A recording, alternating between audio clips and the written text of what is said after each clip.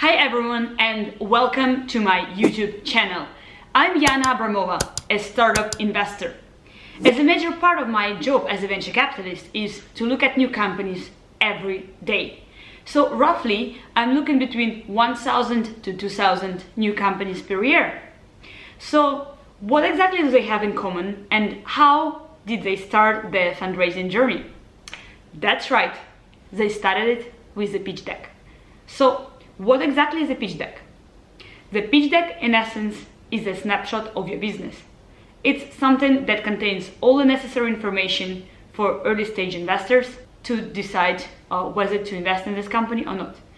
Obviously, I'm not talking about all the DD that is going after the due diligence, but the pitch deck, in essence, is something, it's your business card to investors. So what exactly should be in the pitch deck? Normally, that should be only 12 slides, so no more. So forget about 40 to 50 to 60 pages of materials that no one will read. Today, we are going to focus on what exactly should be in this pitch deck, in this 12 slides, and we go step by step with you today. So by the end of this video, you will be very well equipped to start building your fundraising deck and present to early stage investors. Let's go. Number one, the executive summary. So here normally you can highlight your elevator pitch. In essence, what would you say to investors about your company in 30 seconds? That's exactly what I would put on this slide. One line about the company, very clear what the company does and how long you've been around, for example, and what is the current traction. Number two, the problem. So here's actually your opportunity to tell investor about what's happening in the market you're planning to target. What is the real deal, the problem are you tackling, and why it's a major problem to go after. So in essence, there are two types of companies. One is doing a vitamin, in essence, nice to have, or another one is doing a painkiller, something that's a real deal and solve a big problem for your potential clients, customers. So I would focus on that. Number three, the solution. Here you can talk about how you're planning to tackle this big problem and tell about the solution. As simple as that and in very simple words.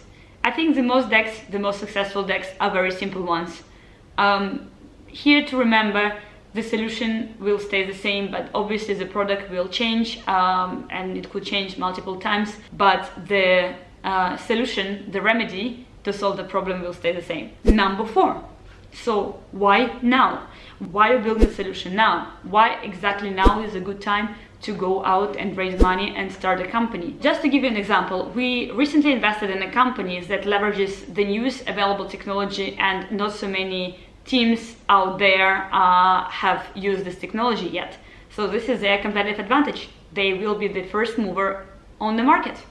So show yours. Why now? Number five, the market. Here's your chance to show what is the market you're going after. Is it big enough? Is the market growing or shrinking? How fast the market is growing? The more data you put for your investors, the more happy they will be.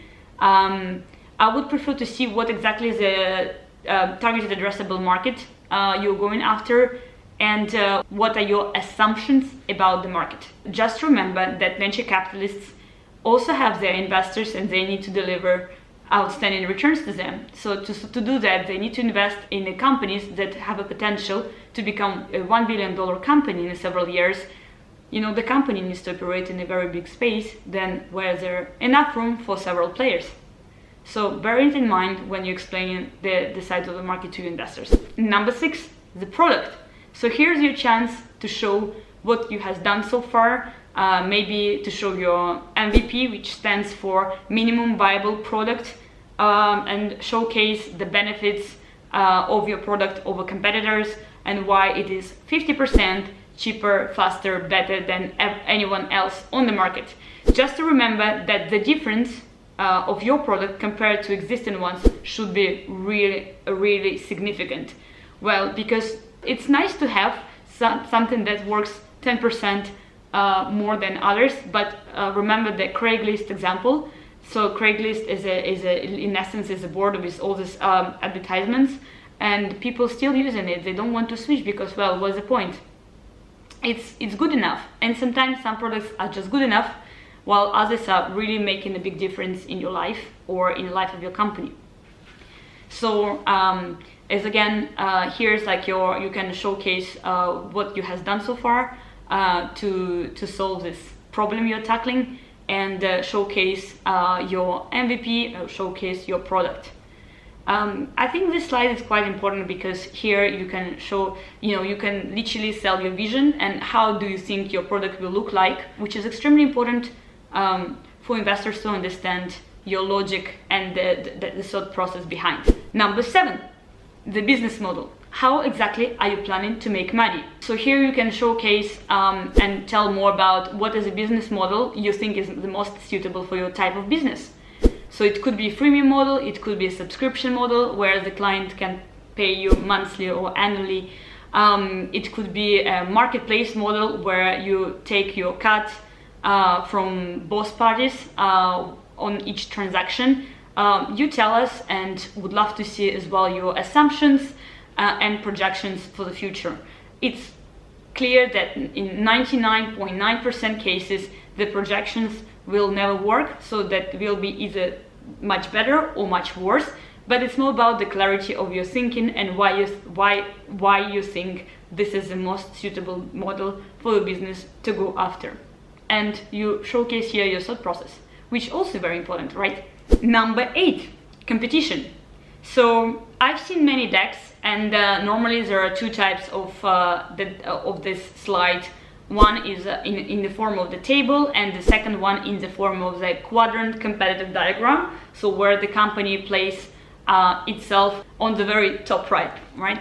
Which is okay-ish, but it does not really tell me anything about the market, and especially if I'm not really familiar with the market you operate in, it's quite tricky for me to decide and to access the competition. So I would love to see the decks where they present a competition in the form of the table, where you can compare yourself with your closest competitors by features, and showcase why you think your product will be the best ever on the market. And here, just to add a few points, I think on this slide I can normally judge how many competitors you can list, because while some teams saying like, well, we don't have any competition, which is quite bad, others just list several big competitors in the US. Let's say they operate in Europe and they list several competitors in the US, which again does not tell me anything about your market and your geography, right? If you operate in Europe, I would love to see your closest competitors in Europe, and just be honest here, because, well, obviously we will do our due diligence and list and look at the competitive landscape. But I would prefer entrepreneurs to tell us with all the honesty what are the closest competitors, and the more competitors they will list, the more it gives me an idea how well they research the market and how aware they are about their competition. Number 9, the team. This is one of the most important slides for early stage company, in my opinion, because, well, all you have at the beginning is your team, and team is your biggest asset. Normally it's good to list all the credentials and the work experience the key team member went through, what are they the most proudest of in their lives in terms of the work and their achievements. And also here venture capitalists like to ask questions: do they have enough skill set as a team to execute on this company? Are they humble enough? Will they listen to their investors, clients, or employees? Are they likable? In a way, you need to be likable to attract good talents to your team and to hire fantastic people. Do they have a capability and grit and ambition to make it a $1 billion plus company?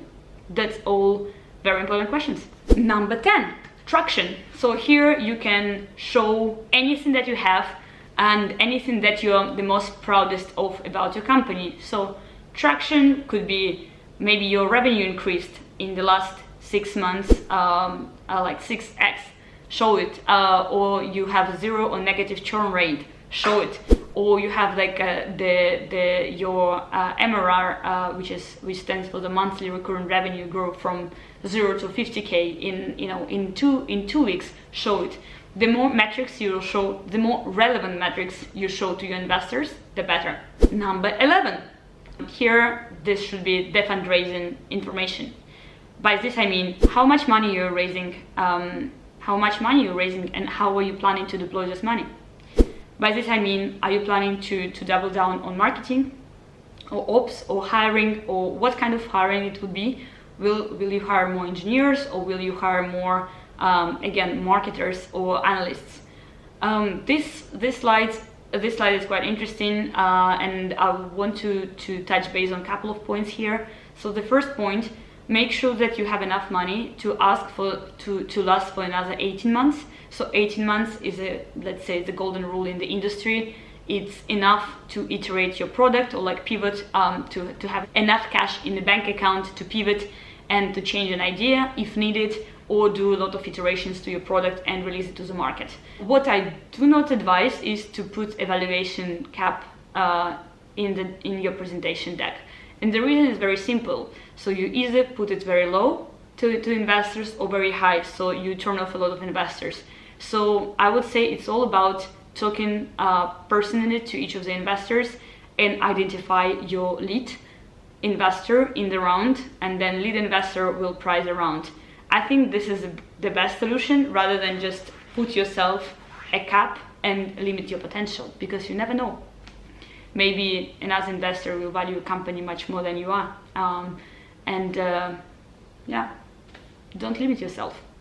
Number 12, here there's just a contact information slide, so where you can put your email and LinkedIn profile and maybe some relevant social media, again, if it's relevant to your business. If not, just leave it as this.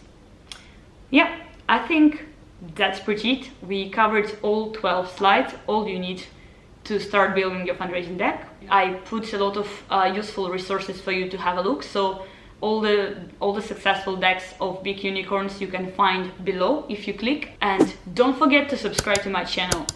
Thank you so much for watching the video today.